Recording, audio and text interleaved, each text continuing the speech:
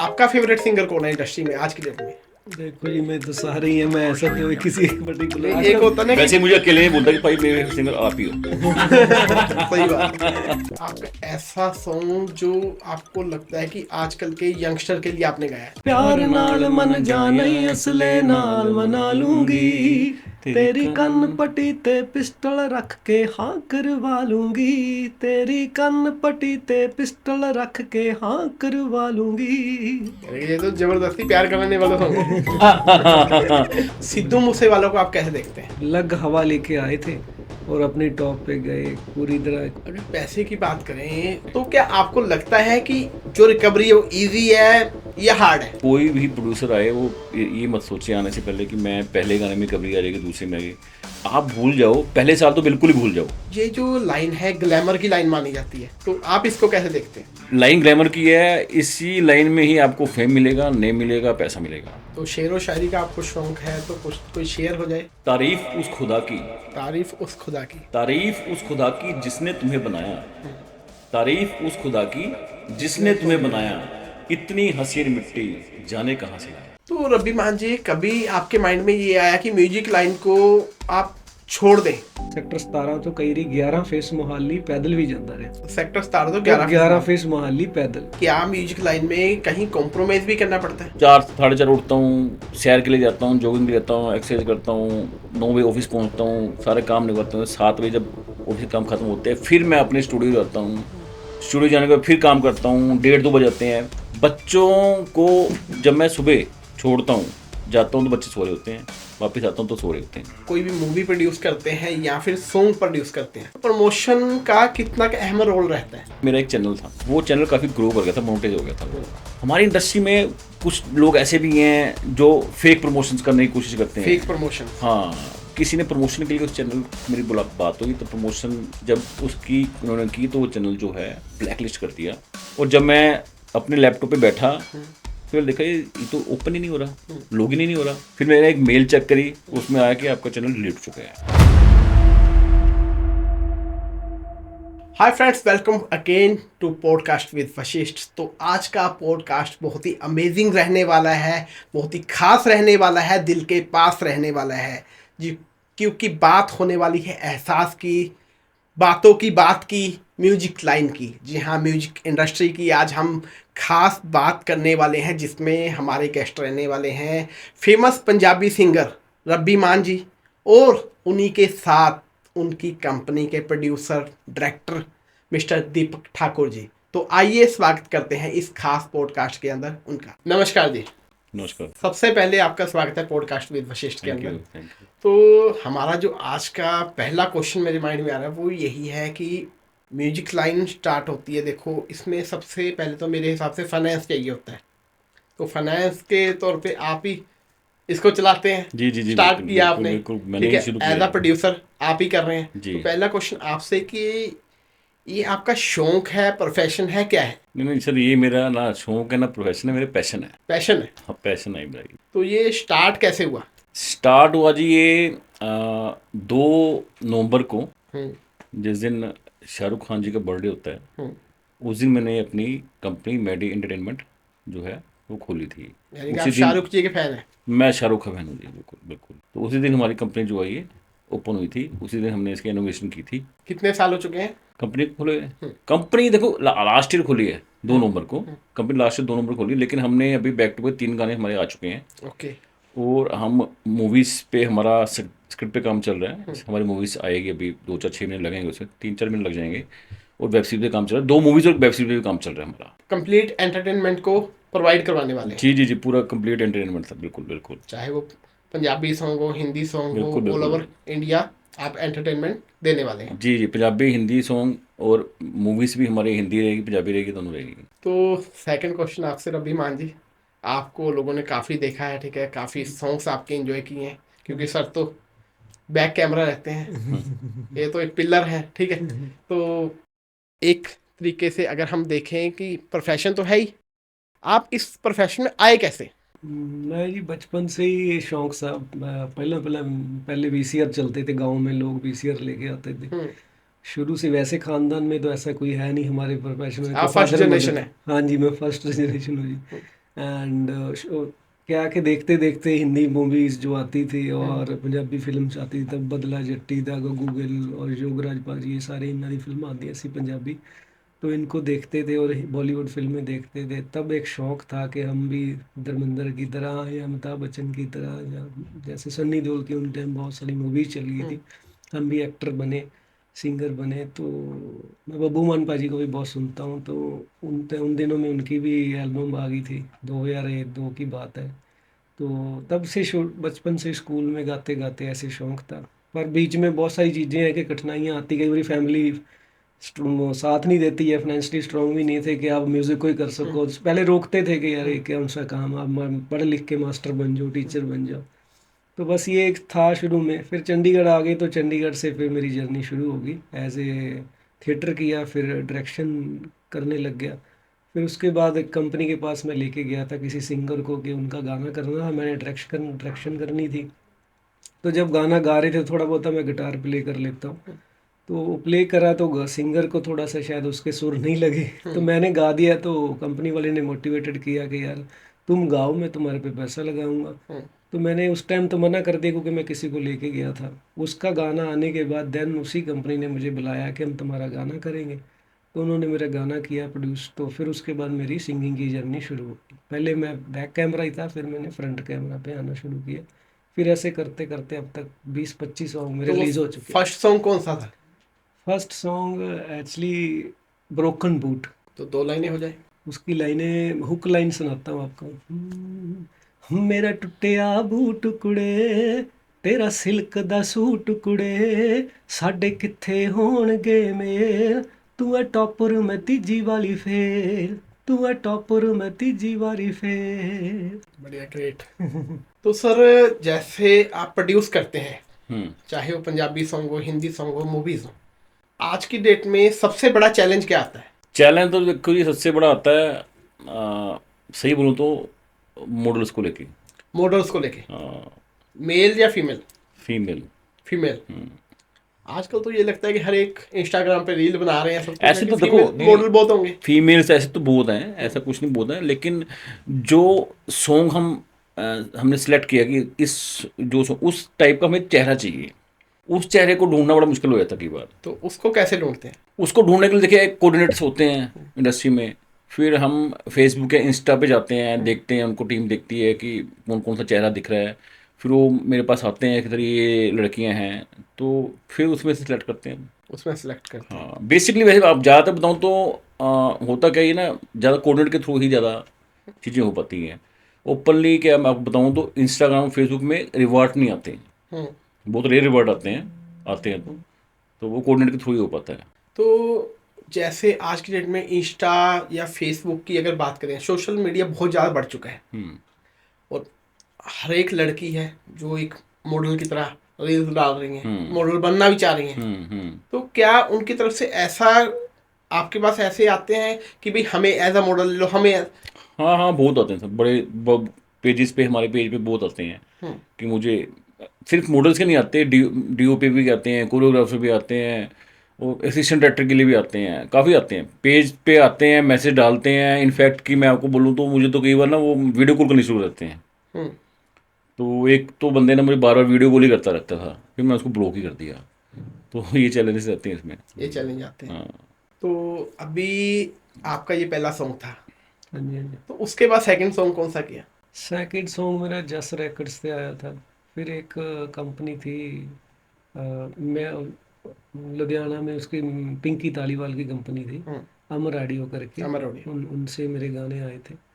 तो इस तरह सिलसिला चलता रहा। बहुत सारी कंपनियां अलग अलग जैसे मिलते रहे प्रोड्यूसर, तो वैसे गाने आते रहे। तो कोई ऐसा सॉन्ग जो आपके दिल के बहुत करीब हो? वैसे तो सारी सॉन्ग भाजी अपने हैं, तो अपने दिल के करीब है।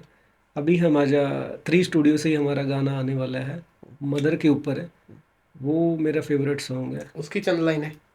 भाजी गाना आएगा तो मैं चाहता हूँ कि वो पहले तभी लीक हो पहले लीक कर देंगे। हाँ, ये सबसे बड़ा इशू जो मैंने सुना है। हाँ, ये आप दोनों बता सकते हैं हाँ, कि जैसे आज आपने कोई रिकॉर्ड किया, हाँ जी, किसी ने लिखा हुआ सॉन्ग है, हाँ जी। क्या उसको पहले तो रॉयल्टी मिलती है? नहीं देखो, हमारे बेसिकली क्या है, मोस्टली हमने अभी सॉन्ग जो किए हैं ना वो तीन, वो हमारे अपने लिखे हुए हैं, ठीक है।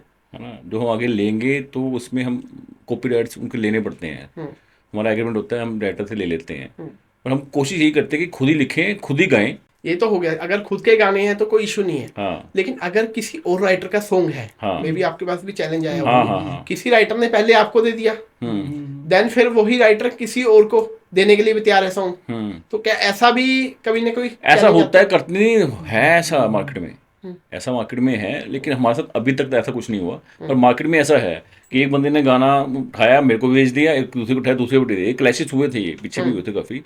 तो ये होते हैं मार्केट में, ऐसे लोग होते हैं, पैसे के लिए कुछ भी करते हैं। पैसे के लिए कुछ भी करते हैं। हाँ। तो ये जो लाइन है ग्लैमर की लाइन मानी जाती है, हम्म।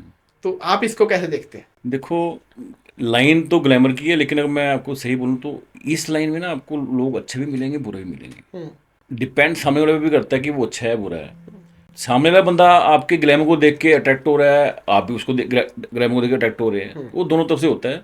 पर ये है कि लाइन ग्लैमर की है, इसी लाइन में ही आपको फेम मिलेगा, नेम मिलेगा, पैसा मिलेगा।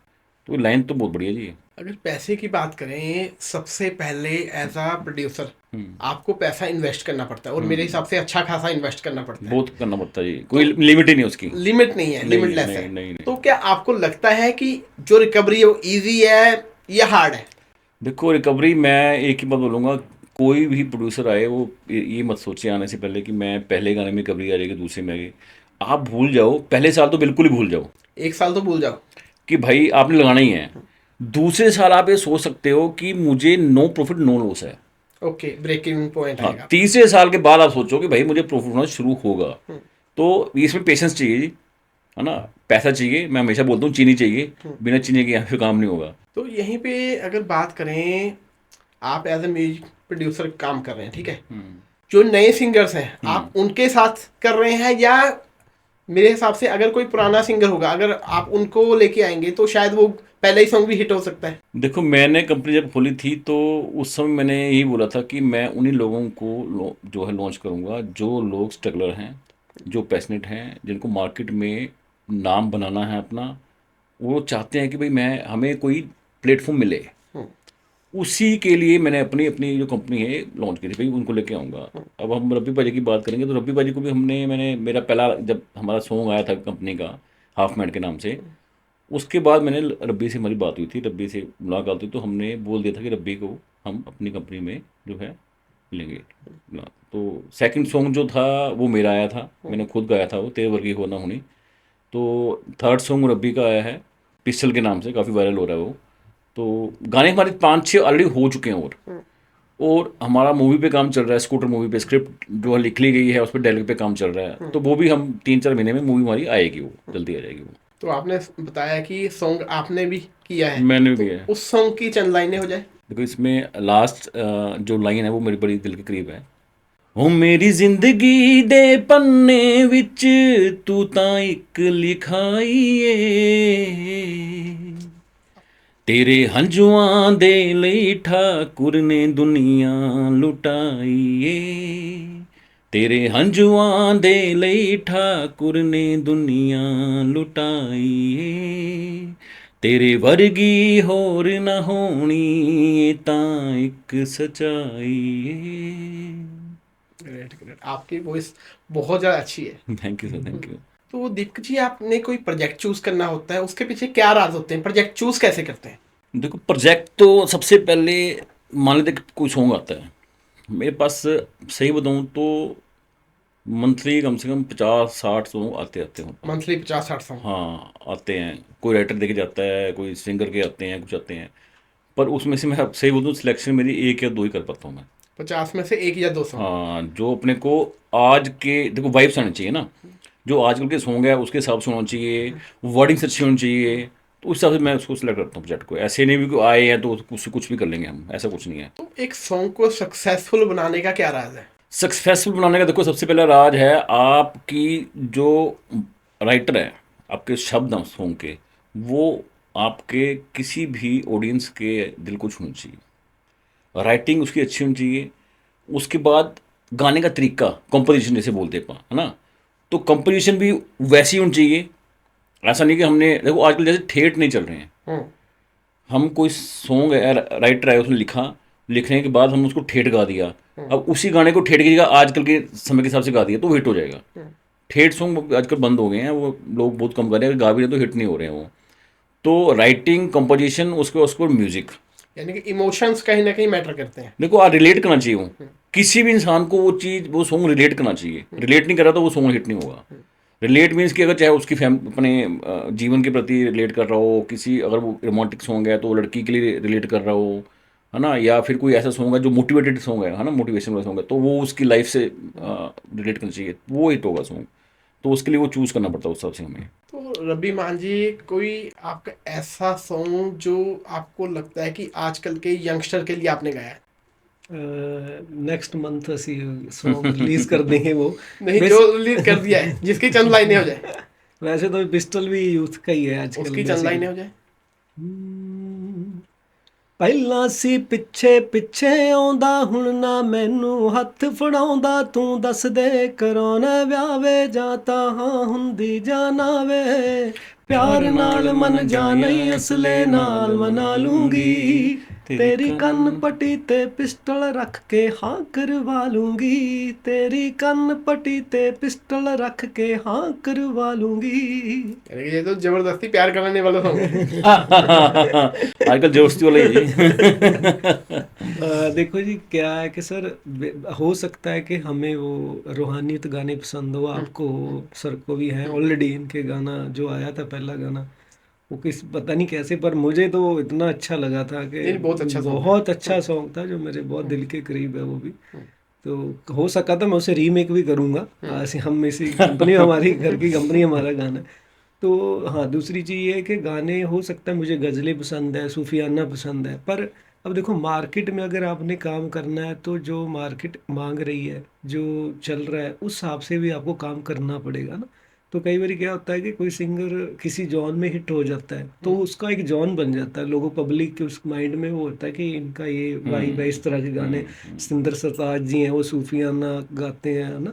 तो इस तरह से और बहुत सारे सिंगर है जिनका एक जॉन बन गया। करण औजला आज के टाइम में बहुत अच्छा चल रहा है, तो वो एक वो आइकॉनिक है कि ये इस तरह की लिरिक्स है, ये एक ट्रेंडी या एक अलग अलग जॉन है। वो एक सरताज जी को किसी और तरीके से लोग देख रहे हैं, उनको किसी और तरीके से देख रहे हैं भी। उनका एक अपना अपना एक कंफर्ट जोन है, वो किस तरह से लिखते हैं। उनके गाने वैसे वोकल और वैसे लिरिक्स बहुत अच्छे लगते हैं, करण औजला के वैसे अच्छे लगते हैं। तो इस तरह से हम भी यही चाहेंगे कि मार्केट में जो चल रहा है उस तरीके से हम काम करें। अगर हम बात करें, सतिंदर सरताज के गाने सब सुनते हैं, दलजीत पाजी के सब सुनते हैं, करण औजला के सब सुनते हैं, तो चल तो सब कुछ है, लेकिन वो उसमें जो जो वर्डिंग्स हैं, राइटिंग है, वो बड़ी मैटर करती वो मैटर करती है ना।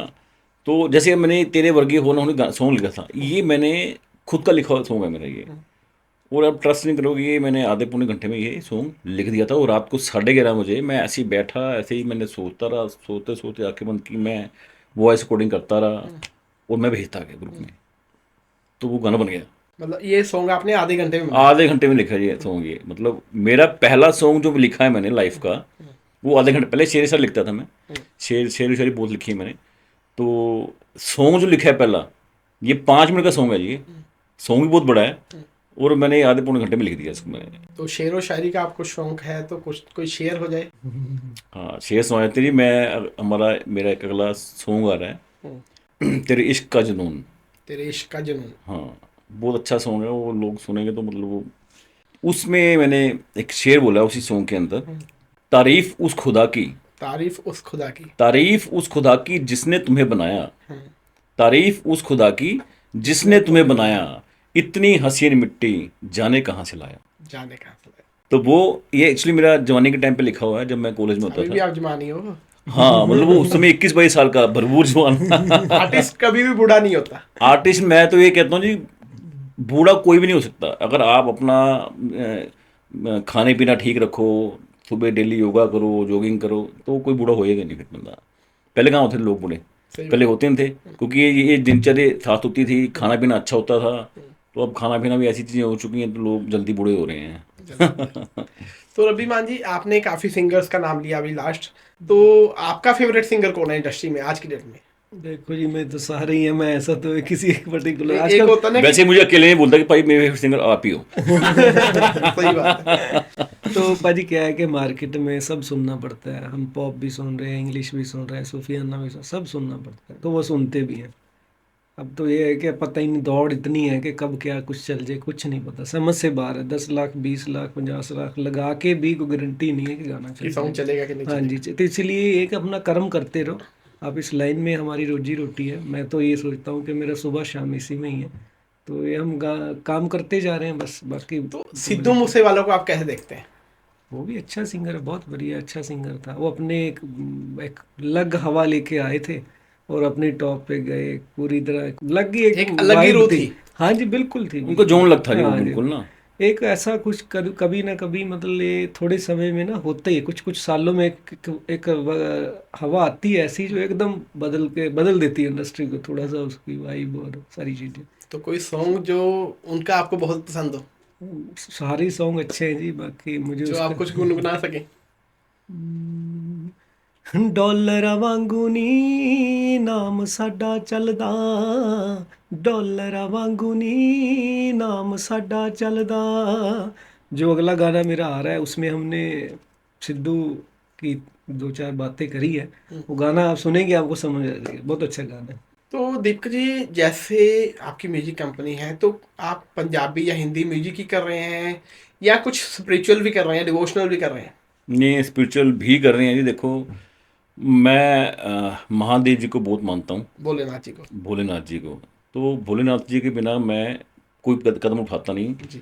और जब भी मैं उनको प्रार्थना करता हूँ तो मैं उनसे कुछ मांगता नहीं हूँ। उनसे कुछ मांगते नहीं है। मैं उनको हाथ जोड़ता हूँ, मिलने जाता हूँ। मैं हमेशा ही बोलता हूँ कि भगवान से मांगने मत जाओ। भगवान ही कहते हैं हमेशा मांगने ही आते हैं, कोई मिलने भी आया करो। तो मिलने जाओ, मांगने की जरूरत नहीं पड़ेगी। मांगने की जरूरत नहीं पड़ेगी, जी। क्योंकि भोलेनाथ को वैसे ही सब पता है, वो भोलेनाथ भोले बिना हैं, मांगे दे जो देंगे। भोले हैं। देखो भोलेनाथ को खुश करना है आपको एक ही तरीका है, आपका मन साफ होना चाहिए। आप किसी का बुरा मत करो, अच्छा करना मत करो, कोई चक्कर नहीं है, लेकिन किसी का बुरा मत करो। सच्चे बंदे की वो सुनते हैं। और मैं आपको सही बताऊं तो मैं अगर इस जगह बैठा हूँ, इस लाइन में आ चुका हूँ या इतना कुछ कर रहा हूँ, तो वो सिर्फ भोलेनाथ की कृपा से ही है। सब भोलेनाथ की कृपा है। जी। तो जो आपने बताया, बेट आ रही है आपकी भोलेनाथ की। हाँ, भोलेनाथ के ऊपर हम वेट गाना सॉन्ग बना रहे हैं, बन चुका है वो गाना ऑलरेडी। हम्म, तो वो जल्दी ही आएगा मार्केट में। जल्दी आने आप बोल रहे थे ना कि आपको कौन मोटिवेशन, जो आपका फेवरेट सिंगर वाला। कौन जी। है, तो फेवरेट तो चलो सारे ही हैं, पर मुझे जो ज़्यादा मोटिवेटेड करते हैं वो है दिलजीत भाजी दलजीत दोसांझ जी। दोसांझ। हाँ जी, वो उनकी मैं स्ट्रगल बहुत 15 20 साल से देख रहा हूँ, मैं खुद भी मतलब 15 साल से काम कर रहा हूँ, तो ज़्यादा ही हो गया मुझे लगता है, उनको ज़्यादा समय हो गया। एंड उन्होंने एक साधारण पिंड से शुरू होके आज कहाँ तक उन्होंने अपने पूरी वर्ल्ड वाइड दुनिया में नाम बनाया। नाम बनाया। मैं उनको फॉलो भी करता हूँ और मुझे बहुत अच्छे लगते हैं उनका काम, उनका रवैया और उनकी जो ऑडियंस के साथ टचिंग है वो भी बहुत अच्छी है। और जहाँ भी जाते हैं वही एक ही बात करते हैं, पंजाबी आगे ओए। सही गल है, पंजाबी आ गए। जब हाँ भी आ जी, हाँ गए। जी, हाँ। बहुत अच्छा लगता है बहुत अच्छा, मुझे। ग्रेट। हाँ वो तो एक लेजेंड है, जैसे सिद्धू मूसेवाला थे, हाँ तो जी, वैसे हाँ ही जी, आज दलजीत एक लेजेंड है। हाँ जी, हाँ जी, वो एक वही है ना, जिन्होंने मेहनत करी है वो वैसे नहीं वहाँ पहुँच गया, उसके पीछे बहुत हार्ड मेहनत है, हार्ड मेहनत है, बहुत हार्ड सारी में। चीजें छोड़नी भी पड़ती है, इवन कि उन्होंने फैमिली के साथ सेक्रीफाइस क्या होगा, बहुत सारे लोग हैं जो करना पड़ता हाँ, है, हम भी कर रहे हैं। तो आज हमारा शूट होता है, कई बारी रात को 2 2 दिन 3 3 दिन बाहर रहना पड़ता है, तो हम रहते हैं, तो करना पड़ता है ना, अपनी फैमिली से दूर कहीं रहते हैं, मॉम डैड से रहते हैं, तो फिर हार्ड इसीलिए वर्क करना पड़ता है, स्ट्रगल करना पड़ता है। हाँ जी, हाँ जी, बिना मेहनत के फल नहीं है। फल नहीं। तो रब्बी मान जी, म्यूजिक इंडस्ट्री में फेक लोग ज्यादा मिलते हैं या रियल पर्सनैलिटीज मिलती हैं? देखो पाजी, हर इंडस्ट्री के अंदर रियल लोग भी होते हैं, फेक भी होते हैं। जी। क्योंकि मार्केट में जब कोई भी काम करते हैं तो बहुत सारी चीज़ें लेके भी आते हैं, कुछ अपने कुछ पाने के लिए, या किसी से काम कढ़वाने के लिए उसे बहुत ज़्यादा विदा चढ़ा के बोलते हैं कि हम ये कर देंगे वो बना देंगे। मुझे भी बहुत सारे लोग मिले कि दिलजीत बना देंगे। दलजीत बना देंगे। तो बहुत सारी चीज़ें ऐसी, एक्चुअली बोलना और करने में बहुत फ़र्क बहुत होता फर्क है है। ना। तो इस वजह से मैं ये चाहता हूँ कि काम करते रहो, बस अपना मेहनत करते रहो। और कुछ ऐसे लोग भी मिले हैं जिन्होंने काम किया भी है मेरे साथ, अच्छा काम किया है, पर बहुत सारी चीज़ें आगे जाके कुछ विचार नहीं मिले किसी और के कारण, कोई थर्ड पर्सन के कारण विचार नहीं मिले, तो फिर थोड़ा अलग हो गए। और प्रेजेंस जो काम कर रहा हूँ मैं, वो पाजी दीपक पाजी के साथ कर रहा हूँ। He is a honest man, और मेरे दिल के फेवरेट बंदे हैं प्रेजेंस, क्योंकि मुझे ऐसे लगता है कि मेरे ब्रदर हैं और मेरे फादर लाइक भी हैं, क्योंकि हर चीज़ इनसे मेरा दुख सुख शेयर है। और मैं चाहता हूँ कि ये सिर्फ हम कम म्यूज़िक के लिए नहीं जुड़े, तो बिल्कुल, चलो बिल्कुल, काम बिल्कुल। कला म्यूज़िक ही नहीं है, हम चाहेंगे कि हमारे रिश्ते आगे भी ऐसे चलते रहें और आगे भी बढ़ते रहें। ये कंपनी ना तो इनकी है, ये मेरी कंपनी है। मैं बिल्कुल, चाहूँगा कि बिल्कुल। मेरी कंपनी को हम चलाएं, और इससे और भी हम अगर चलेंगे तो औरों को भी हम चलाएंगे। टीम वर्क तो ऐसे ही हाँ चलता जी, टीम वर्क बहुत ज़रूरी है, नेस्ट ईमानदारी जो एक पिलर की तरह खड़े हैं वो हमेशा रहेंगे। है। मैंने और पहले ही बोला था कि ये पिलर है। हाँ, बिल्कुल बिल्कुल। तो रब्बी मान जी, कभी आपके माइंड में ये आया कि म्यूजिक लाइन को आप छोड़ दें? ठीक है, कभी ऐसा आपको महसूस हुआ? भाजी ऐसे तो बहुत बार हुआ, मतलब बड़े बारी ऐसा सोचा कि छड़ दिए बहुत, बट पता नहीं क्यों एक दिन नो करके अगले दिन रात ਨੂੰ ਹੀ ਇਦਾਂ ਹੁੰਦਾ ਸੀ ਕਿ ਨਹੀਂ ਕੱਲ ਕੁਝ ਸਵਾ ਕੱਲ ਕੁਝ ਨਵਾਂ ਹੈ। ਔਰ ਇਦਾਂ ਹੀ ਹਰ ਰੋਜ਼ ਨਾ ਤੋਂ ਬਾਅਦ ਹਾਂ ਹੋ ਜਾਂਦੀ ਸੀ। ਤਾਂ ਮੈਨੂੰ ਅੱਜ ਵੀ ਯਾਦ ਹੈ, ਮੈਂ ਜਦੋਂ ਚੰਡੀਗੜ੍ਹ ਆਇਆ ਸੀ ਸਟੱਡੀ ਕਰਦਿਆਂ ਕਰਦਿਆਂ ਕਈ ਵਾਰੀ ਇਦਾਂ ਦੇ ਵੀ ਹੁੰਦੇ ਸੀ ਕਿ ਜੇਬ 'ਚ ਪੈਸੇ ਵੀ ਨਹੀਂ ਹੁੰਦੇ ਸੀ। ਸਟਰਗਲ ਟਾਈਮ ਦੀ ਗੱਲ ਦੱਸ ਰਿਹਾ, 11 12 ਦੀ 9 ਦੀ ਗੱਲ ਹੈ, 9 ਤੋਂ ਲੈ ਕੇ 11 ਤੱਕ ਸੈਕਟਰ 17 ਦੇ ਵਿੱਚ ਮੈਂ ਜੌਬ ਤੋਂ ਬਾਅਦ ਜੌਬ ਪੜ੍ਹ ਸਟੱਡੀ ਤੋਂ ਬਾਅਦ ਜੌਬ ਕਰਦਾ ਸੀ। ਸੈਕਟਰ 17 ਤੋਂ ਕਈ ਵਾਰੀ 11 ਫੇਸ ਮੁਹਾਲੀ ਪੈਦਲ ਵੀ ਜਾਂਦਾ ਰਿਹਾ। सेक्टर 17 तो 11 ਫੇਸ ਮੁਹਾਲੀ ਪੈਦਲ, ਜੋ ਮੈਂ ਘੱਟੋ ਘੱਟ ਵੀ ਨਹੀਂ ਤਾਂ ਮੈਂ 10-15 ਵਾਰੀ ਪੈਦਲ ਗਿਆ ਹੋਣਾ। ਕਈ ਵਾਰੀ ਰਾਤ ਨੂੰ 9-10 ਵੀ ਵੱਜ ਜਾਂਦੇ ਨੇ। ਔਰ ਸੈਕਟਰ 17 ਮੈਨੂੰ ਇਸ ਕਰਕੇ ਬਹੁਤ ਵਧੀਆ ਲੱਗਦਾ, ਸ਼ੁਰੂ ਚਲੋ ਅਲੰਟੇ ਤੋਂ ਬਾਅਦ ਚ ਆਇਆ, ਕਿਉਂਕਿ ਉਦੋਂ 17 ਹੀ ਜਿਹੜੀ ਹਰ ਬੰਦੇ ਦੀ ਉਹ ਇੱਕ ਦਿਲ ਦੀ ਧੜਕਣ ਹੁੰਦੀ ਸੀ। ਜਦੋਂ ਵੀ दिल ਕਿ दी धड़कन सी हरेक पंजाबी दी। ਹਾਂਜੀ, ਕੋਈ ਵੀ ਹਰਿਆਣੇ ਤੋਂ ਪੰਜਾਬ ਤੋਂ ਕਿਤੋਂ ਵੀ ਆਉਂਦਾ ਸੀ ਚੰਡੀਗੜ੍ਹ, ਨੂੰ ਐਂ ਲੱਗਦਾ ਸੀ ਮੇਰੇ ਲਈ ਤਾਂ ਕੈਨੇਡਾ ਵਰਗਾ ਹੈ, ਕਿਉਂਕਿ ਪਿੰਡਾਂ 'ਚ ਮਾਹੌਲ ਨਹੀਂ ਸੀਗਾ ਉੱਦਾਂ ਦਾ ਇਨਵਾਇਰਨਮੈਂਟ, ਔਰ ਬਹੁਤ ਸੋਹਣਾ ਸੀਗਾ। ਔਰ ਸਟਰਗਲ ਤਾਂ ਇੱਦਾਂ ਹੈ ਕਿ ਭਾਜੀ ਕਈ ਵਾਰੀ ਸਟੂਡੀਓ 'ਚ ਵੀ ਰਾਤ ਗੁਜ਼ਾਰੀਆਂ ਨੇ, ਔਰ ਕਈ ਵਾਰੀ ਇੱਦਾਂ ਹੈ ਕਿ ਲੋਕਡਾਊਨ ਦੇ ਵਿੱਚ ਵੀ ਕਈ ਵਾਰੀ ਬੰਦ ਹੋ ਗਿਆ ਸੀਗਾ ਹੁਣ ਵੀ ਜਦੋਂ, ਸਭ ਕੁਛ ਤਾਂ ਮੈਨੂੰ ਹਾਂ ਉਸ ਤੋਂ ਬਾਅਦ ਵੀ ਮੈਨੂੰ ਲੱਗਦਾ ਮੈਂ ਲੋਕਡਾਊਨ ਦੇ ਵਿੱਚ ਵੀ ਚੋਰੀ ਚੋਰੀ ਅਸੀਂ ਮਿਊਜ਼ਿਕ ਸਟੂਡੀਓ ਜਾਂਦੇ ਸੀ ਔਰ ਰਾਤ ਦਾ ਕੰਮ ਕਰਦੇ ਸੀਗੇ। ਤੇ ਪਰ ਹੁਣ ਮੈਨੂੰ ਲੱਗਦਾ ਹੈ ਕਿ ਸਟਰਗਲ ਕਰਦਿਆਂ ਕਰਦਿਆਂ ਹੁਣ ਖਤਮ ਹੋ ਗਈ, ਕਿਉਂਕਿ ਭਾਜੀ ਮਿਲ ਗਏ ਹੈ ਤਾਂ ਕੰਮ ਕਰ ਰਹੇ ਹਾਂ। तो मतलब ऐसी काफ़ी सिचुएशंस रही हैं जब आपने सोचा है कि गिव अप कर दें, ਹਾਂਜੀ छोड़ ਹਾਂਜੀ दें, ਹਾਂਜੀ ਹਾਂਜੀ, ਬਹੁਤ ਬਹੁਤ ਬਹੁਤ ਬਾर बहुत। लेकिन मेन बात है कि हाँ, आप चलते रहे।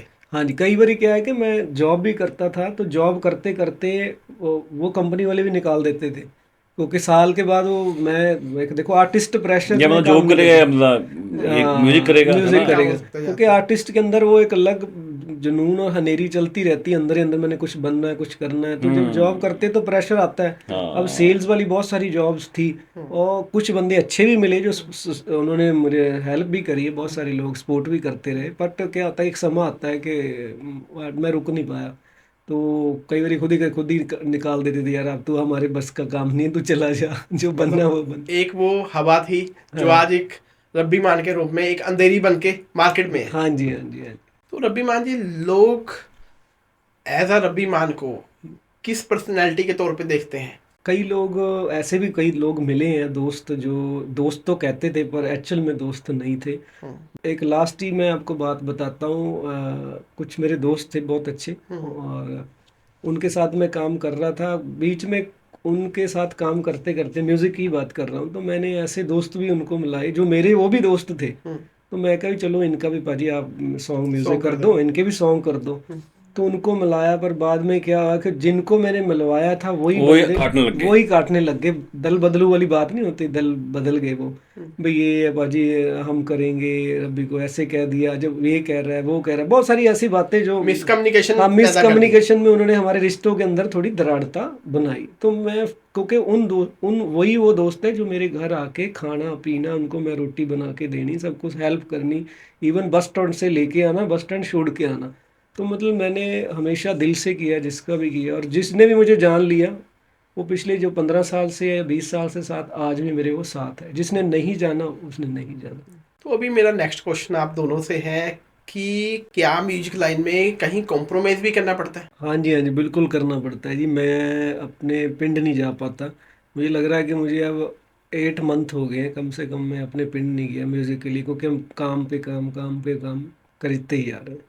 मतलब ये है कि स्ट्रगल इतना होता है कि फैमिली से मिलना नहीं होता 8-8 महीने। हाँ जी हाँ जी, मेरी बेबे अज भी कह रही है मम्मा के वो लाया नहीं मर जाने गेड़ा, तो मैं ही कह देना हर बारी मम्मी आना आना, तो पर हूँ जल्दी जाऊँगा जा। तो सर आप क्या सोचते हैं? देखो मैं तो ये सोचता हूँ कि कॉम्प्रोमाइज़ नहीं, पैशन चाहिए। पैशन चाहिए।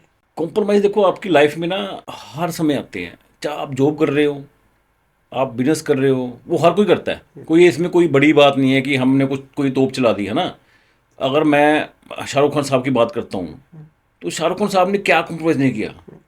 देखो वो दिल्ली से आए, आप ट्रस्ट नहीं करोगे, उनके पेरेंट्स नहीं थे, छोटी उम्र में ही उनके पेरेंट्स, पिताजी भी की डेथ हो गई, माता की डेथ हुई। वो इंसान दिल्ली से मुंबई आया, मुंबई को कोई नहीं जानता था, कोई बैकग्राउंड में उसका फिल्म इंडस्ट्री का। वो यहाँ रहा, किस तरह खाया, किस तरह पिया, और किस तरह उस वो आज जिस मुकाम पर है, वर्ल्ड वाइड जो है वो सबसे रिचेस्ट एक्टर है। और ऐसी कोई कंट्री नहीं है जो शाहरुख खान का नहीं जानती होगी। कोई उनका फेमस डायलॉग जो आपको आपके माइंड में हो? शाहरुख खान का फेमस डायलॉग, एक डायलॉग है उनका, डीडीएल, बड़े बड़े शहरों में छोटी बातें होती रहती है सैनिटा। और एक डायलॉग है उनका बाजीगर वाला। बाजीगर मूवी में उन्होंने एक डायलॉग बोला था कि जो हार कर भी जी जाता है उसे कहते हैं बाजीगर। तो हार के- एक्चुअल में हमें बहुत कुछ हारना पड़ता है लाइफ में, तब हमें जीत हासिल होती है। हमें रिश्ते हारने पड़ते हैं, हमें समय हारना पड़ता है, हमें दोस्तों को हारना पड़ता है। हम जब काम करते हैं लोग हम मिल नहीं पाते, है ना। अब जैसे मैं भी रात को 2 बजे जा रहा हूँ, 1 बजे जा रहा हूँ, मैं सुबह, मैं जॉब भी करता हूँ जी एक्चुअली। ओके। जॉब इसलिए करता हूँ क्योंकि मेरा शुरू से ही मैं मॉडल इंडस्ट्री में रहा हूँ, हम्म, तो मैं छोड़ नहीं पाया हूँ। कि कब छोड़ूंगा वो देखेंगे। तो मैं सुबह उठता हूँ, 4 साढ़े 4 उठता हूँ, सैर के लिए जाता हूँ, जॉगिंग के लिए जाता हूँ, एक्सरसाइज करता हूँ, 9 बजे ऑफिस पहुँचता हूँ, सारे काम निकलते हैं। 7 बजे जब ऑफिस काम खत्म होते हैं, फिर मैं अपने स्टूडियो जाता हूँ। स्टूडियो जाने के बाद फिर काम करता हूँ, 1:30-2 बज जाते हैं। बच्चों को जब मैं सुबह छोड़ता हूँ, जाता हूँ, तो बच्चे सो रहे होते हैं, वापस आता हूँ तो सो रहे होते हैं। अच्छा, ये तो सबसे बड़ा स्ट्रगल है। हाँ, है ना। तो फिर कई बार के मैं स्टूडियो में होता हूँ तो मेरी बेटी मुझे रात को 10:30-11 बजे फ़ोन करती है, पापा कब आओगे। तो वीडियो कॉल पे ही मैं उसको देख पाता हूँ, है ना। या सोए देखता हूँ या वीडियो कॉल पे देखता हूँ, और कोई ऐसा नहीं है कि, तो मतलब कॉम्प्रोमाइज़, देखो मैं कहूँ कॉम्प्रोमाइज़ तो सारी दुनिया करेगी, सब करेंगे, लेकिन मैं कहूँ अगर आप कॉम्प्रोमाइज़ छोड़ो, आपको पैशन चाहिए। हम्म, तो मैं भी इंडस्ट्री में भी आया हूँ कि भाई मैं इस पैशन से आया हूँ कि मैं इस इंडस्ट्री में आऊँगा, और जिस लेवल में जाना चाहता हूँ, मैं शाहरुख खान के साथ मूवी करना चाहता हूँ, तो उस पैशन के साथ मैं आया हूँ। नहीं, जैसा आपका पैशन है आप डेफिनेटली शाहरुख जी के साथ मूवी करेंगे, थैंक यू और मेरे सर। हिसाब से जल्दी करेंगे। जल्दी करेंगे, बिल्कुल ठीक है। मेरा पैशन है कि मैं बहुत जल्दी करूँगा, मेरे पास समय नहीं है। और मैं बड़ा, कहते हैं ना, जैसे एक भगवान को मिलने के लिए भक्त बड़ा उत्सुक होता है, वैसे ही मैं उनको देखता हूँ, मेरे गॉड फादर हैं वो। तो इस इंडस्ट्री में उनसे मिलना, उनके साथ मूवी करना मेरा बहुत बड़ा ड्रीम है, और वो भगवान भोलेनाथ चाहेंगे कि बहुत जल्दी कभी पूरी बात हो। हुई है शाहरुख जी से? नहीं, शाहरुख खान देखो अभी तक बात नहीं है, बात जिस दिन होगी उस दिन तो मैं साथ में आसमान पे होऊंगा, है ना। तो भगवान भोलेनाथ चाहेंगे तो बहुत जल्दी जो है उनसे बात भी होगी, मुलाकात भी होगी, बैठेंगे, कॉफ़ी पियेंगे। मेरा एक सपना है कि मेरे बर्थडे पे जो केक कटे वो शाहरुख खान के हाथ से कटे। ये सपना लेके मैं उनसे मिलूंगा। ग्रेट, और जल्दी आपका ये सपना पूरा हो। धन्यवाद जी। तो दीपक जी, जैसे आप कोई भी मूवी प्रोड्यूस करते हैं या फिर सॉन्ग प्रोड्यूस करते हैं, सॉन्ग के एग्जांपल देते हैं, तो प्रमोशन का कितना का अहम रोल रहता है? देखो सारा रोल ही प्रमोशन का है। सारा रोल ही प्रमोशन का है। सारा रोल प्रमोशन, आप कुछ भी अच्छा बना लो, अगर उसकी प्रमोशन अच्छी नहीं हुई है तो वो लोगों तक उसकी रीच ही नहीं पहुंच पाएगी, तो वो ना सॉन्ग हिट हो पाएगा। देखो मैं, बड़े बड़े स्टार हैं, हम किसी बड़े स्टार की बात करेंगे, अगर ऑडियंस को पता ही नहीं है कि मूवी है इस डेट को इस तरीक को लगने वाली है, तो देखने कौन जाएगा। तो इसीलिए 6-6 महीने पहले जो है प्रमोशनें होती हैं। तो प्रमोशन का बहुत बड़ा रोल है जी इसमें। हमारी इंडस्ट्री में कुछ लोग ऐसे भी हैं जो फेक प्रमोशंस करने की कोशिश करते हैं। Fake promotion? हाँ, तो ये फेक प्रमोशन से बचना चाहिए। अननोन बंदे से प्रमोशन मत कराइए, मिलिए, जो बंदा प्रमोशन करता है उससे मिलिए। कोई फ्रीलांसर से प्रमोशन मत कराइए, जिसका एग्जैक्ट अपना ऑफिस है उससे प्रमोशन करिए, नहीं तो तो। आपका कोई एक्सपीरियंस ऐसा रहा हो प्रमोशन को लेके? मेरा एक्सपीरियंस ऐसे रहा जी, मेरा एक चैनल था। चैनल था? था था मतलब? था मतलब कि मेरा चैनल का नाम था मैडी एंटरटेनमेंट प्राइवेट लिमिटेड। ठीक है जी। वो चैनल काफ़ी ग्रो कर गया था, मोनेटाइज हो गया था वो। तो किसी ने प्रमोशन के लिए उस चैनल से मेरी बात हुई, तो प्रमोशन जब उसकी उन्होंने की तो वो चैनल जो है ब्लैक लिस्ट कर दिया, यूट्यूब डिलीट कर दिया गया? डिलीट ही कर दिया उन्होंने, यूट्यूब ने। इनफैक्ट मैं जब प्रेस कॉन्फ्रेंस करके आया, हमने सॉन्ग उस दिन रिलीज़ करना था, और जब मैं अपने लैपटॉप पे बैठा सॉन्ग डालने के लिए, तो मैंने सबसे पहले देखा ये तो ओपन ही नहीं हो रहा, लॉगिन ही नहीं हो रहा। फिर मैंने अपनी टीम के लड़के से बात की, तो उन्होंने मुझे कहा सर मेरे पास ही ओपन नहीं हो रहा, ये तो लॉगिन मांग रहा है। फिर मैंने एक मेल चेक करी, उसमें आया कि आपका चैनल डिलीट हो चुका है। ऑफिशियली मेल थी यूट्यूब की कि आपका चैनल डिलीट डिलीट हो हो चुका है, चुका कोई स्ट्राइक नहीं है। और इनफैक्ट मैं ये भी बोलूँगा, यूट्यूब को भी थोड़ी चीज़ें समझनी चाहिए। बिल्कुल एकदम से डिलीट कर दिया, आपने मुझे अवेयर नहीं किया कि ऐसा हुआ, पहली मेल, दूसरी मेल, तीसरी मेल, कोई विनेस नहीं है, कुछ नहीं। सोल्यूशन भी नहीं मिला कोई? सोल्यूशन कोई नहीं मिला जी। उन्होंने लिटरली बोल दिया कि नहीं करेंगे। इतना बड़ा चैनल था नहीं हमारा, अभी तो नया चैनल था हमारा। वैसे आपने यूट्यूब की कस्टमर केयर से कांटेक्ट करने की कॉन्टैक्ट कोशिश किया, यूट्यूब में हमने मेल्स भी डाली, पर उन्होंने कहा नहीं, हम तो जो है इसको वापस नहीं देंगे। अब इतना बड़ा कौन सा क्राइम कर दिया, वापस नहीं दोगे। पीछे रीजन क्या था? रीज़न कुछ नहीं था, प्रमोशन वाले ने कुछ आई थिंक कोई वीडियो डाल दी होगी जिसमें हम अवेयर नहीं था। मैंने उसमें लिख के डाला भी ये था यूट्यूब वालों को कि ये जो है ऑलरेडी किसी के पास हमने दिया हुआ था, तो उन्होंने वीडियो कुछ डाल दी होगी, इससे मैं अवेयर नहीं था। तो पर फिर भी नहीं, वो हो नहीं पाया। फिर तो हमने Solution नहीं मिला। दोबारा फिर हमने नया 3 स्टूडियो के नाम से चैनल खोला, क्योंकि सेम नाम से खोलते हैं, फिर दोबारा वही दिक्कत आनी थी। तो 3 स्टूडियो मैंने फिर कंपनी बनाई, मेडी एंटरटेनमेंट कंपनी बनाई। फिर मैं एक 3 स्टूडियो कोर कंपनी मैंने बनाई। अब उस पर मैंने हम जो अपने यूट्यूब के सॉन्ग्स डालते हैं। अभी उस पर वर्किंग कर रहे हैं। हाँ हाँ।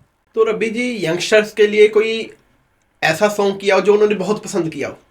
हाँ, 2 सॉन्ग है भाजी। अभी रिसेंटली दल्ले बंदे सॉन्ग था, और एक दल्ले बंदे। हाँ जी, हाँ जी। ये तो हर काफी किसी इंप्रेसिव की- लगता।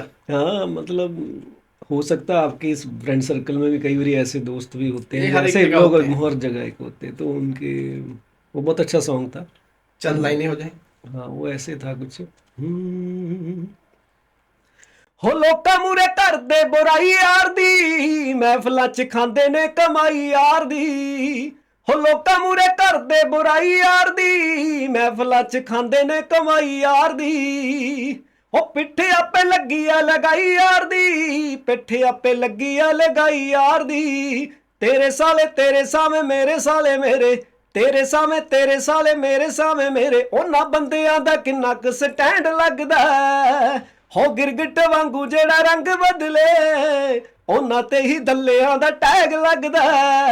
ਹੋ ਗਿਰਗਿਟ ਵਾਂਗੂ ਜਿਹੜਾ ਰੰਗ ਬਦਲੇ, ਉਹਨਾਂ ਤੇ ਹੀ ਦੱਲਿਆਂ ਦਾ ਟੈਗ ਲੱਗਦਾ।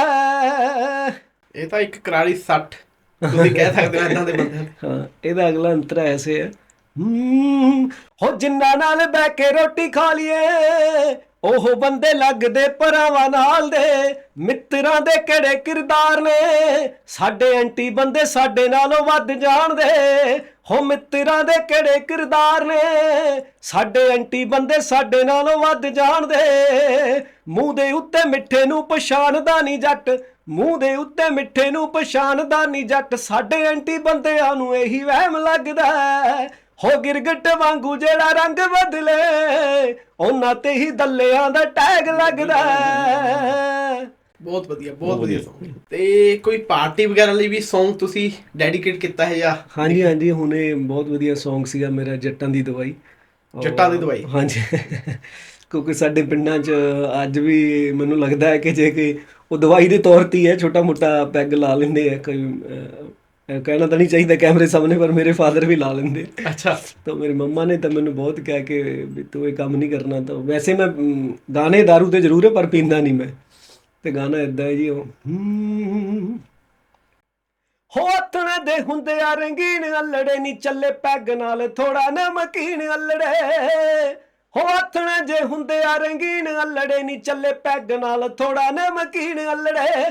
ਬਹਿ ਕੇ ਯਾਰ ਕਰਦੇ ਆ ਫਨ ਜੱਟੀਏ, ਬਹਿ ਕੇ ਯਾਰ ਕਰਦੇ ਆ ਫਨ ਜੱਟੀਏ। ਤੂੰ ਕਾਤੋਂ ਚਿੜ ਚਿੜ ਲਾਈ ਬੱਲੀਏ, ਜਿਹਨੂੰ ਚੰਦਰੀ ਸ਼ਰਾਬ ਦੱਸਦੀ, ਆਹ ਤਾਂ ਜੱਟਾਂ ਦੀ ਦਵਾਈ ਬੱਲੀਏ। ਜਿਹਨੂੰ ਚੰਦਰੀ ਸ਼ਰਾਬ ਦੱਸਦੀ, ਆਹ ਤਾਂ ਜੱਟਾਂ ਦੀ ਦਵਾਈ ਬੱਲੀਏ। ਹੋ ਜਿੰਨੇ ਖਰਚੇ ਆ ਤੇਰੇ ਬਿੱਲੋ ਕੱਲੀ ਦੇ, ਸਾਡੀ ਬੋਤਲ ਦਾ ਖਰਚਾ ਏ ਘੱਟ ਨੀ। ਲਾ ਕੇ ਟੈਨਸ਼ਨ ਫਰੀ ਹੋ ਜਾਈਦਾ, ਪੈਗ ਲਾ ਕੇ ਭੁੱਲ ਜਾਂਦੇ ਜੱਟਣੀ। ਧੱਕੇ ਨਾਲ ਟੁੱਟ ਜਾਂਦੀ ਸੋਹਣੀਏ, ਧੱਕੇ ਨਾਲ ਟੁੱਟ ਜਾਂਦੀ ਸੋਹਣੀਏ। ਸੌ ਤੇਰੀ ਜੋ ਤੂੰ ਪਾਈ ਬੱਲੀਏ, ਜਿਹਨੂੰ ਚੰਦਰੀ ਸ਼ਰਾਬ ਦੱਸਦੀ, ਮੈਂ ਜੱਟਾਂ ਦੀ ਦਵਾਈ ਬੱਲੀਏ ਹੋ। नहीं नहीं, बहुत बढ़िया सॉन्ग है ये भी। Thank you। ये यंगस्टर ਨੂੰ ਤਾਂ ਬਹੁਤ ਜ਼ਿਆਦਾ ਪਸੰਦ ਆਇਆ ਹੋਵੇਗਾ। ਹਾਂ ਕਾਫੀ ਦੋਸਤਾਂ ਦਾ ਜਿਹੜੇ ਪੈਗ ਲਾਉਂਦੇ ਆ, ਫੋਨ ਕਰਦੇ ਸਾਡੇ ਯਾਰ ਤੂੰ ਸਾਡੇ ਤੇ ਗਾਣਾ ਬਣਾ। ਨਹੀਂ ਬਹੁਤ ਸਾਰੇ ਦੋਸਤਾਂ ਨੇ ਕਿਹਾ ਸੀ ਯਾਰ ਤੂੰ ਗਾਣਾ ਬਣਾ, ਸਾਡੇ ਤੇ ਵੀ ਬਣਾ, ਦਾਰੂ ਵਾਲਿਆਂ ਤੇ ਵੀ ਗਾਣਾ ਬਣਾ। ਦਾਰੂ ਵਾਲੇ 3-4 ਗਾਣੇ ਆਏ, ਉਹ ਅੱਜ ਵੀ ਮੇਰੇ ਦੋਸਤ ਫੋਨ ਕਰਦੇ ਹੀ ਰਹਿੰਦੇ ਯਾਰ ਦਾਰੂ ਤੇ ਬਣਾ, ਦਾਰੂ ਤੇ ਬਣਾ। ਉਹਨਾਂ ਦਾ ਡੇਲੀ ਨਵਾਂ ਸੌਂਗ ਚਾਹੀਦਾ। ਹਾਂਜੀ ਜਦ ਤੱਕ ਪੈਗ ਖਤਮ ਨਹੀਂ ਹੋਏ 2 ਘੰਟੇ ਬੈਠੇ ਤਾਂ ਉਹ ਜਿਹੜੇ ਆ ਇੰਨੇ ਸੌਂਗ ਹੁਣ 8-10 कि वो चलते जाना वही चलना प्लेलिस्ट। और जो भी सिंगर होते हैं या म्यूजिक लाइन से होते हैं उन्होंने ये स्टोन्स काफी पहने होते हैं। मेरे को तो एस्ट्रोलॉजर ने पहनाए हैं। अच्छा आपको किसने एस्ट्रोलॉजर नहीं पहनाए? नहीं भाजी, इट्स बेसिकली मेरा एक दोस्त है जी, वो इसी एस्ट्रोलॉजर में उसने स्टडी करी है, तो ऐसे मैं पहले नहीं विश्वास करता, पर बैठा था तो उसने ऐसे बोलने शुरू कर दिया कि यार तू ये पाले वो पाले। तो मैं कहा यार मैं कि मना पता मेहनत ते रखते हैं भी, मेहनत करांगे तो अगे वधांगे, क्योंकि बेसिकली ये सच है कि तुसी मेहनत करो, कर्म करो, फल तुहानू अपने आप मिलेगा। जब मैं ये सोचदा कि अज तो अगर 15-20 साल पहले चले जाइए, ये तो चलो हुण रील बेसिस बहुत सारे एस्ट्रोलॉजर ये सारी चीज़ां हो रही हैं, जदों ये नहीं सीगा ਉਦੋਂ ਵੀ ਤਾਂ ਲੋਕ ਮਿਹਨਤ ਕਰਦੇ ਸੀ ਤਾਂ ਅੱਗੇ ਆਉਂਦੇ ਸੀਗੇ। ਹੁਣ ਜੇ ਐਸਟਰੋਲੋਜਰ ਦਾ ਇੱਕ ਮਤਲਬ ਪੂਰਾ ਵਾਇਰਲ ਰੀਲਿੰਗ ਤੇ ਲੋਕਾਂ ਦੇ ਮਾਈਂਡ 'ਚ ਆ ਗਿਆ ਕਿ ਇੱਦਾਂ, ਜਦੋਂ ਨਹੀਂ ਸੀਗਾ ਤਾਂ ਉਦੋਂ ਵੀ ਤਾਂ ਲੋਕ ਕੰਮ ਕਰਦੇ ਸੀ, ਹਿੱਟ ਸੀ, ਉਦੋਂ ਵੀ ਮਿਹਨਤ ਕਰਕੇ। ਤਾਂ ਮੇਰੇ सोच ਦੇ ਅਕੋਰਡਿੰਗ है कि मेहनत करो, कर्म करो, फल ਤੁਹਾਨੂੰ अपने आप मिलेगा। तो कहीं ना कहीं आप लोग मैनिफेस्ट पे यकीन करते हैं? ये मैनिफेस्ट मैनिफेस्टेशन देखो तो यकीन करने नहीं है, एक्चुअली है ही है। ये तो है। अगर आप मैनिफेस्टेशन करोगे तभी आपको वो मुकाम मिल पाएगा, वो नहीं करोगे तो वो मुकाम आपको मिल ही नहीं पाएगा, है ना। हम बैठे हैं, हम कुछ सोच ही नहीं रहे हैं, मैनिफेस्ट ही नहीं कर रहे हैं, तो आप कैसे, है ना। एक मेरा टारगेट तो होना चाहिए लाइफ में ना, कि मेरी लाइफ का ये टारगेट है, मैंने ये अचीव करना है। देखो आपको ना अपनी लाइफ में टारगेट सेट करने पड़ते हैं। जो सक्सेसफुल लोग हैं वो हमेशा, देखो मैं एक बात बोलूँगा, जो काम आपको लगता है कि वो आपने 10 साल में मैंने ये करने हैं, उसको आप लिख लो। अब आप उसको लिख लिया आपने, तब आप उसको लिखने के बाद आपने उसको 1 साल में कैसे कंप्लीट करना है उस पर लग जाओ। 10 साल के काम लिखने हैं और 1 साल में कंप्लीट कैसे करना है उस पर लग जाओ आप। तो अगर आप इससे ये सोचोगे मैं 10 साल का काम ले लिया 10 साल में करूंगा, तो आप बहुत पीछे रह जाओगे। वो 10 साल के काम आने वाले समय में जो करने हैं आपने, उसको 1 साल में कंप्लीट करना पड़ेगा आपको। और स्टोन की बात जो कही ना आपने, मैंने आप तो हाथ में कोई स्टोन नहीं पहना हुआ, कुछ नहीं। देखो आपके जिंदगी में एक ही स्टोन है, मेरी लाइफ में एक ही स्टोन है, और मैं सबको यही कहूँगा यंगस्टर को, एक ही स्टोन रखो दिमाग में अपने। वो स्टोन है पैशन नाम का स्टोन। अगर वो स्टोन आपके दिमाग में है तो ये किसी भी चीज़ को पहनने की जरूरत नहीं पड़ेगी। ये तो बाकी देखो, हम यानी मैं ये नहीं कहता ये चीज़ें होती है नहीं होती, मैं से बात ही नहीं करूँगा, लेकिन मैं सिर्फ कर्म पे विश्वास करता हूँ। एक किसान आदमी है, किसान ऐसे करते हैं, किसान को सब नंग डलवा देते हैं। अब वो किसान घर बैठा है, अपने आप ही बीज बोएगा, अपने आप ही हल चलेगा, अपने आप बारिश होगी और अपने आप ही जो है फसल आ जाएगी। ये तो हो नहीं सकता। ये तो हो नहीं सकता। तो कर्म सबसे बड़ा प्रधान है। कोई भी स्टोन कुछ भी हो, आप अपना कर्म करो, नीयत साफ रखो, अपने काम के प्रति जो आप बड़े जागरूक रहो, प्लस माइनस क्या होता है लाइफ में वो देखो, और पैशन को अपने फॉलो करो, तो आपको किसी चीज़ की जरूरत नहीं है। तो म्यूजिक लाइन में देखा गया कि काफ़ी स्ट्रेस भी रहता है, बिल्कुल। तो आप लोग इसको कैसे हैंडल करते हैं? इसको स्ट्रेस को हैंडल करना एक ही तरीका है, अपना एक मनपसंद सॉन्ग गाओ, आप स्ट्रेस फ्री हो जाओगे और आप दोबारा पॉजिटिव हो जाओ। म्यूजिक जो है आपकी लाइफ में पॉजिटिविटी लेके आता है। अभी मैं न्यूज़पेपर में पढ़ा था कि जो म्यूजिक है आपकी उम्र भी बढ़ाता है, आपका स्ट्रेस भी खत्म करता है और आपको नए रास्ते भी दिखाता है। तो जहां आपको लगे कि मैं स्ट्रेस में हूँ, किसी भी सिंगर का गाना सुनो, किसी भी एंटरटेनमेंट इंडस्ट्री में किसी मूवी देखो, मोटिवेशन मूवी देखो। 12वीं फेल आई थी, कितनी अच्छी मूवी थी वो, है ना। तो ये स्ट्रेस जो है, स्ट्रेस कुछ नहीं है लाइफ में, स्ट्रेस हमारा बनाया एक फंडा है। अगर स्ट्रेस आए तो उसको डाइवर्ट कर दो, आप डाइवर्ट करो। नहीं डाइवर्ट करोगे उसके ऊपर आप सोचते रहोगे तो और बढ़ जाएगा जी। तो सिंपल सा फंडा है कि एंटरटेनमेंट की तरफ अपने माइंड को लेके जाओ कुछ टाइम के लिए, और उस चीज़ को हैंडल करो। देखो जो नहीं सुनते ना वो डिप्रेशन में चले जाते हैं, जो नहीं सुनते वो डिप्रेशन में चले जाते हैं। आप देखना ये आता, उन लोगों का दायरा भी बहुत कम होगा, वो लोगों की थिंकिंग भी उसी हिसाब से होगी। मेरे फादर साहब 80 ईयर्स के हैं, 80 साल के हैं, वो आज भी गाने सुनते हैं, पुराने नए सब सुनते हैं, तो 80 साल के उम्र एकदम फिट बैठे हैं वो। तो वो कारण यही है कि वो म्यूजिक सुनते हैं। तो म्यूजिक का बड़ा बहुत रोल है आपकी लाइफ में, उसको सुनते रहिए और आपकी उम्र लंबी होती रहेगी और स्ट्रेस फ्री रहोगे आप। म्यूजिक एक थेरेपी है जी, जो मुझे लगता है कि ये हर मतलब इसमें एज फैक्टर का कोई लेना देना नहीं है। आप एक छोटे से बच्चा भी जब आता है तो रो रहा होता है, तो आप उसके सामने गाना चला दो तो वो चुप भी कर जाता है, आपने देखा भी होगा कहीं। तो म्यूजिक ऐसी थेरेपी है जो मुझे लग रहा है कि हर एज फैक्टर को जरूरत है। बिना म्यूजिक के लाइफ है ही नहीं। मुझे लग रहा है कि जब इंसान दुनिया में आता है तो रोते हैं तो वो भी एक म्यूजिक में रो रहा होता है, उसका भी एक सुर होता है, और जब जा रहा होता है तब भी हम एक सुर में रो रहे होते हैं, तब भी एक सुर है। तो इसीलिए म्यूजिक के साथ ही आते हैं, म्यूजिक के साथ ही जाते हैं। म्यूजिक एक हमारी लाइफ के साथ ही जुड़ा हुआ है।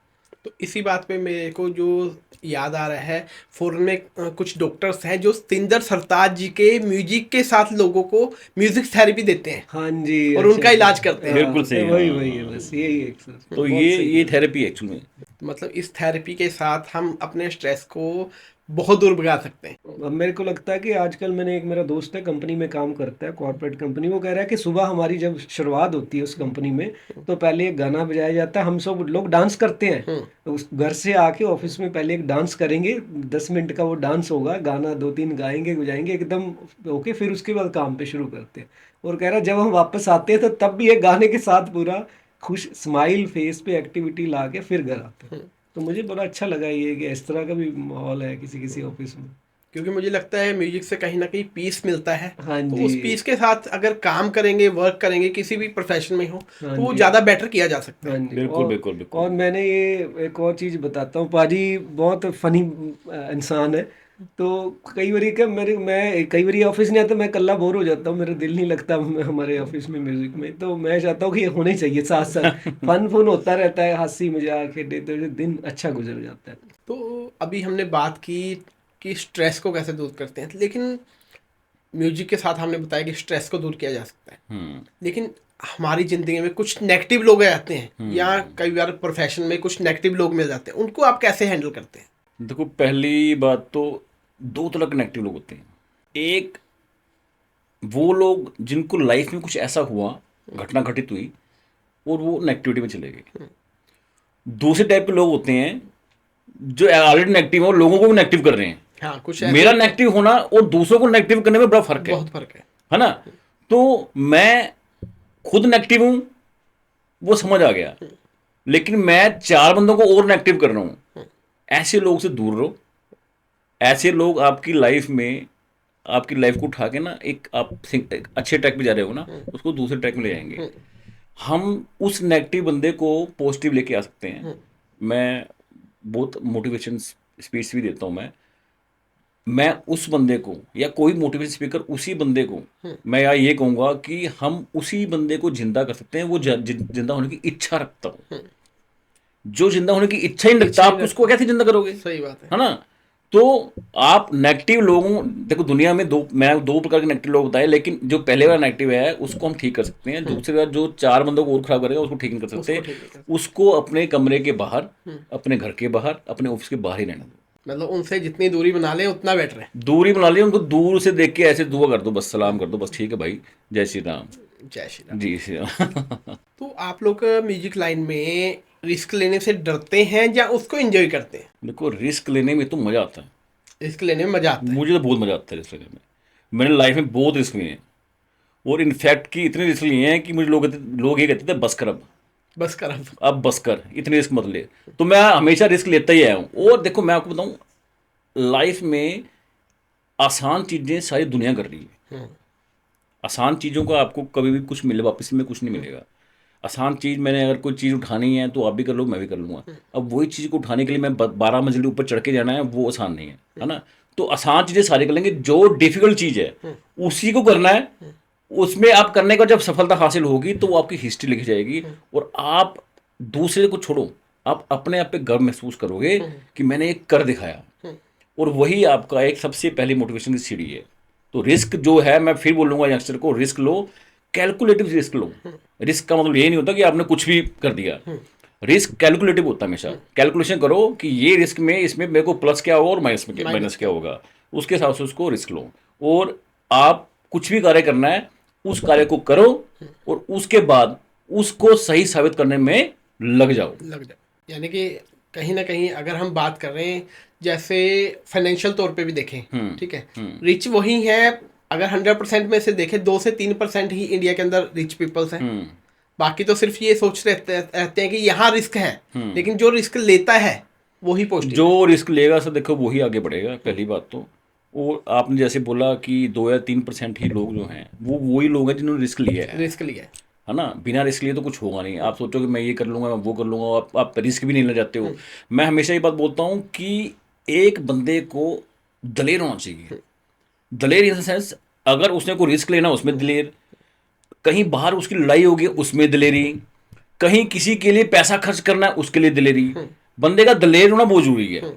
छोटे दिल वाले लोग जो है ना, ये उनकी कहानी नहीं है, उनकी कहानी नहीं, वो हिस्ट्री नहीं बना सकते। हाँ, वो एक कोई पिक्चर ऐसी बना नहीं सकते हैं। बड़े दिल वाले लोग जो हैं वही पिक्चर बना सकते हैं। बड़ा रिस्क और बड़ा दिल चाहिए। जितना बड़ा रिस्क है उतनी बड़ी सक्सेस है। बिल्कुल बिल्कुल, बड़ा दिल, बड़ा रिस्क और बड़ी सक्सेस। तो आप लोगों के कॉन्फिडेंस के पीछे सीक्रेट क्या है? देखो, कॉन्फिडेंस के पीछे सीक्रेट कुछ नहीं होता सर। कॉन्फिडेंस तब आता है जब आप काम करते हो। जब आप काम नहीं करते हो तो कॉन्फिडेंस नहीं आता। तो काम करते रहिए, गलतियां होती रहेंगी हमेशा। मैं यंगस्टर को एक चीज बताना चाहूंगा कि जो आपने आज गलती की है उसको रिपीट नहीं करना। आप नई गलती करो, वो चलेगा। आप नई गलती करो, रिपीट नहीं करनी कुछ नहीं।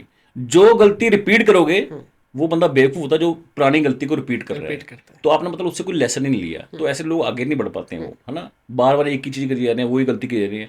तो नई गलती करो, वो चलेगा। पुरानी गलती दोबारा रिपीट नहीं करनी है। अगर आप काम करते रहोगे तो आपको कॉन्फिडेंस आएगा, काम नहीं करोगे तो कॉन्फिडेंस नहीं आएगा।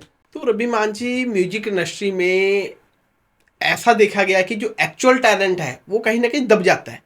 आप इसको कैसे देखते हैं? हाँ जी भाई, बेसिकली क्या है कि ये टैलेंट जो होता है, कई लोग ऐसे अच्छे आर्टिस्ट भी होते हैं जो बिन पैसे के बिना रह जाते हैं, या फिर कुछ कंपनियों के साथ काम कर भी रहे होते हैं। तो क्या होता है कि जहाँ तो वो खुद भी ऐसा कोई काम करते हैं कि कंपनी उन पर ट्रस्ट नहीं करती, जहाँ फिर क्या होता है कि एक कंपनी के साथ, जैसे कई कंपनी आर्टिस्ट को साइन कर लेती है तो आर्टिस्ट उनके साथ काम करते करते किसी और कंपनी के शिफ्ट हो जाता है। तो ये भी लैकिंग एक हो जाती है। दूसरी ये है कि कंपनियां कई बार एक सिंगर पे फोकस नहीं करती, वो 5-6 आर्टिस्ट साइन कर लेती है। फिर वो सबके चक्कर में वो एक का गाना किया 6 महीने बाद वो आर्टिस्ट। आज मेरे को मार्केट में क्या है कि भाजी टाइम के साथ काम करना बहुत ज़रूरी है।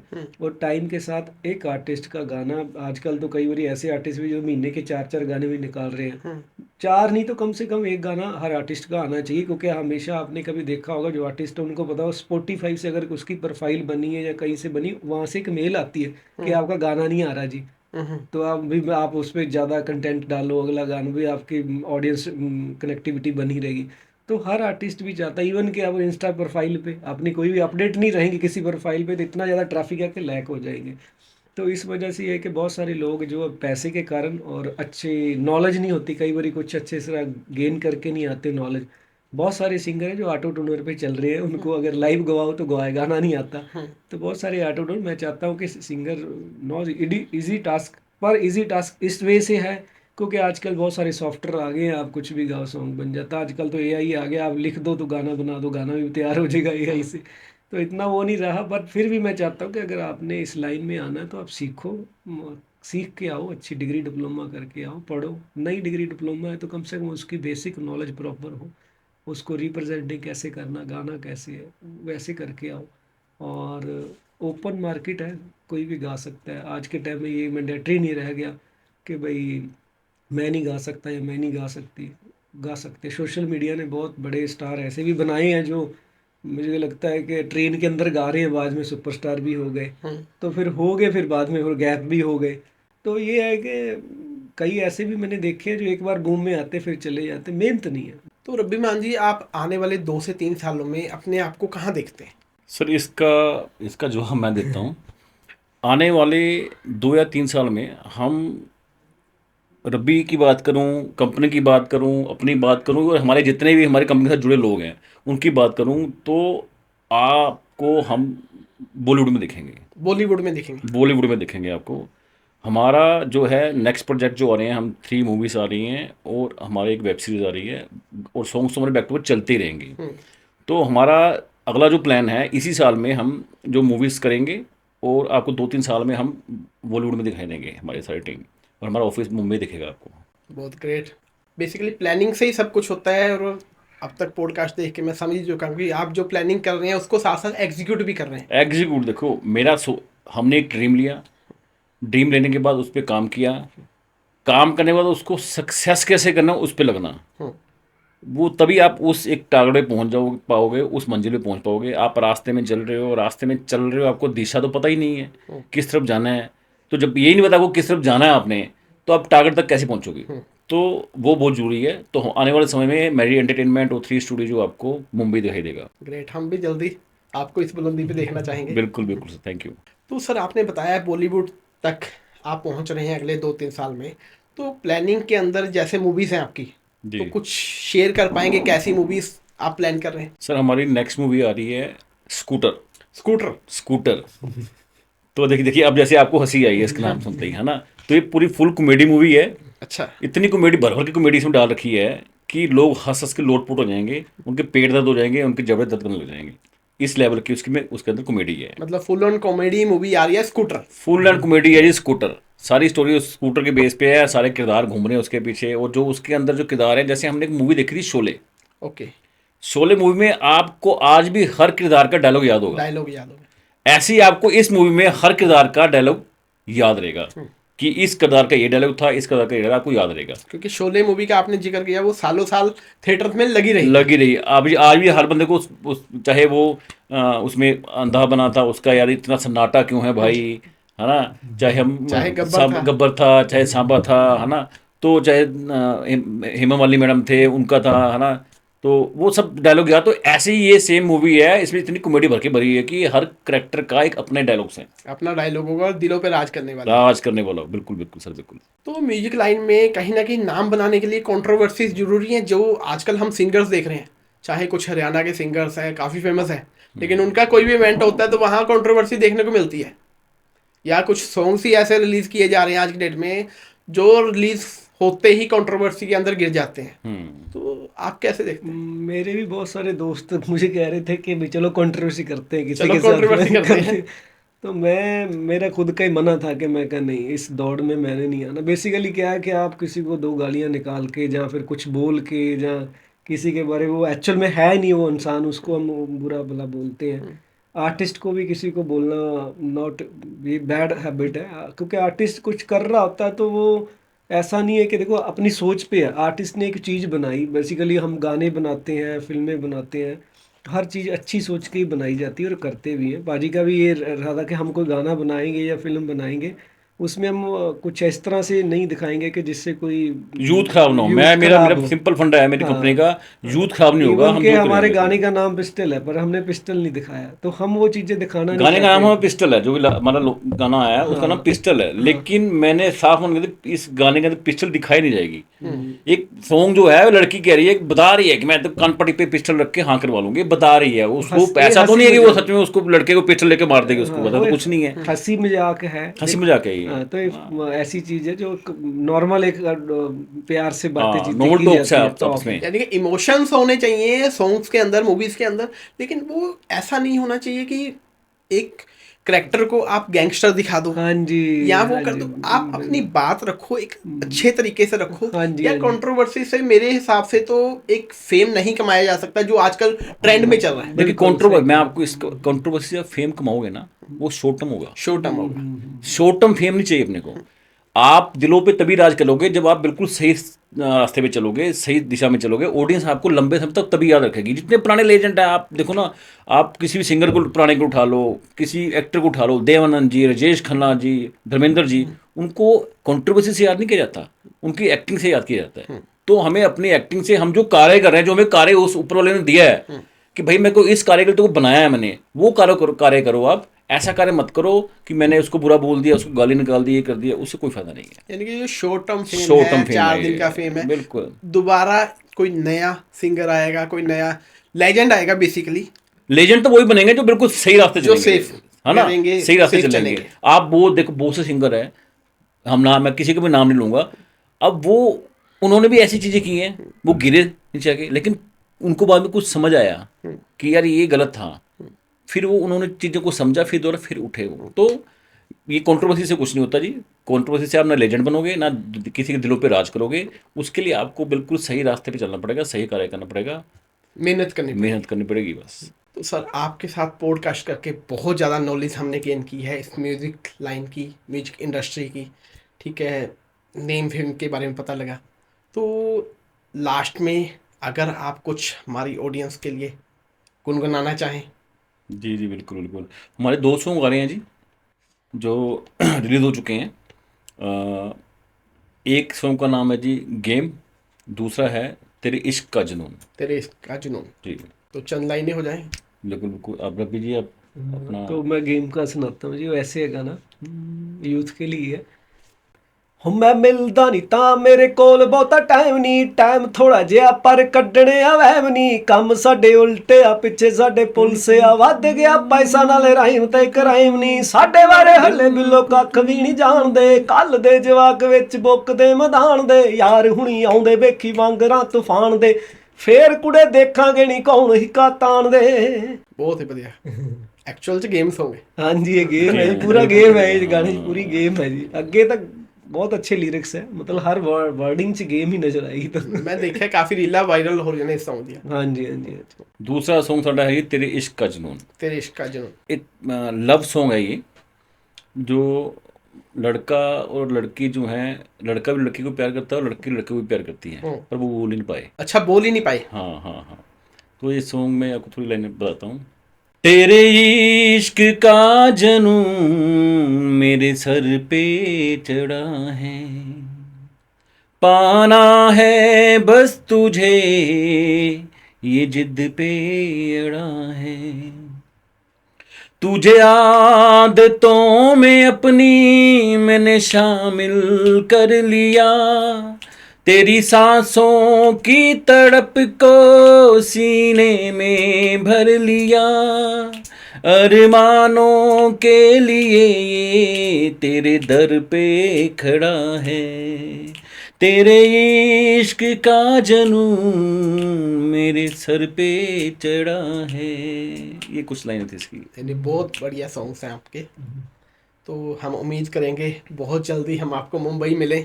बिल्कुल बिल्कुल सर, बिल्कुल, बिल्कुल। बिल्कुल मिलेंगे जी। तो अब टाइम काफ़ी हो गया है, तो आपसे इजाज़त चाहेंगे। धन्यवाद जी, तो बहुत नेक्स्ट टाइम शुक्रिया। आपको जरूर इनवाइट करेंगे एक और बेहतरीन पॉडकास्ट के लिए। बिल्कुल जी, तब तक धन्यवाद। के लिए नमस्कार। Thank you. Thank you.